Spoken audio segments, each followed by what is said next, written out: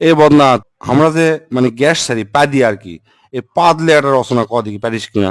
পাকস্থলীতে লুকিয়ে থাকা বায়ু বা বাতাস বিশেষ প্রক্রিয়ায় বায়ুপথে নির্গত হওয়াকে পাদ বলে। পাদ হচ্ছে মানব জাতির অতীব জরুরি একটা পন্থা। পৃথিবীর ইতিহাসে আজ পর্যন্ত কোনো বাপের বেটা বা বেটি নাই যে তাই পাদেনি। পাদ সবাই মারে। যুক্তরাষ্ট্রের প্রেসিডেন্ট থেকে শুরু করে রানী এলিজাবেথ, বিখ্যাত নায়িকা শাহরুখ খান, সালমান খান, টম ক্রুজ থেকে শুরু করে সোগলি, অ্যাঞ্জেলিনা জোলি, কি কমো সোগলি পাদ দেয়। বিশেষজ্ঞদের মতে পাদ চার প্রকার।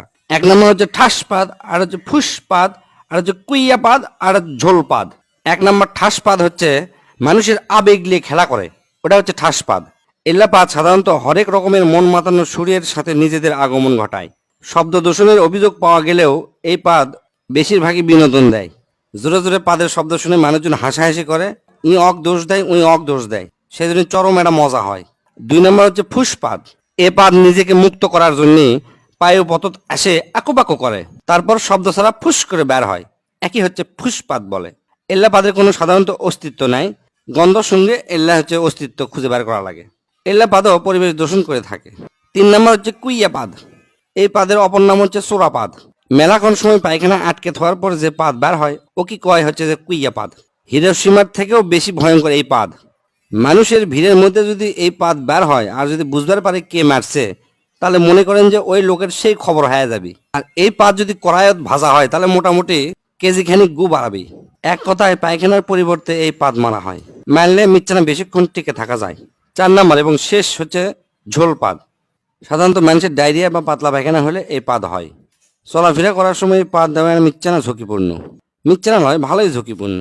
রিক্স নিয়ে পুক করে পাদ মারবেন, মনে হবে যে পাদই মারমো, কিন্তু তা নয়, পাদের সাথে ঝোল বের হয়া প্যান ট্যান সব হলুদ হয়ে যাবে। এই পাদের শব্দ সাধারণত ফ্যার ফ্যার ভ্যার ভ্যার। এক কথায় মানব জীবনে পাদের গুরুত্ব অপরিসীম। পাদ যদি মানুষ না দিবার পারল নি, তাহলে মানুষের পেটের মধ্যে মিথেন গ্যাস জমা হয়ে গেল নি, এক সময় মানুষ মহাশূন্যে উড়ে চলে গেল হয়নি। এই পাদের আর একটা সমস্যা আছে, সেটা হচ্ছে কি, পাদ মারলেও বোঝা যায় না যে এর সাথে ঝোল বাড়ালো কিনা। মানুষকে আবার জিজ্ঞেস করা লাগে, আচ্ছা ভাই পাদের কি ঝোল হয়? তাই যদি কয় হ ঝোল হয়, তখন তাই মনে করবি আমি মনে হয় হাগিয়ে ফেলে দিছি। আবার মনে করেন যে হাঁটতে হাঁটতে চিন্তা করছেন যে পিছন দিকে ঠান্ডা লাগিচ্ছে বা প্যান্টটা ভিজে গেছে, তখন মনে করবেন যে এই পাদের থেকে ঝোল বাড়াছে। এই চার প্রকার পাদের মধ্যে প্রথম দুটো একটু আরামদায়ক, মানে দেওয়ার পরে শান্তি পাওয়া যায়, কিন্তু পরের দুটো হচ্ছে যে খুবই সাংঘাতিক। তাই যাই যেটি থাকেন বুঝে শুনে পাতবেন, পাতলে পেট ক্লিয়ার হয়, পেটের গ্যাস বের হয়ে যায়, খুবই আরামদায়ক একটা জিনিস।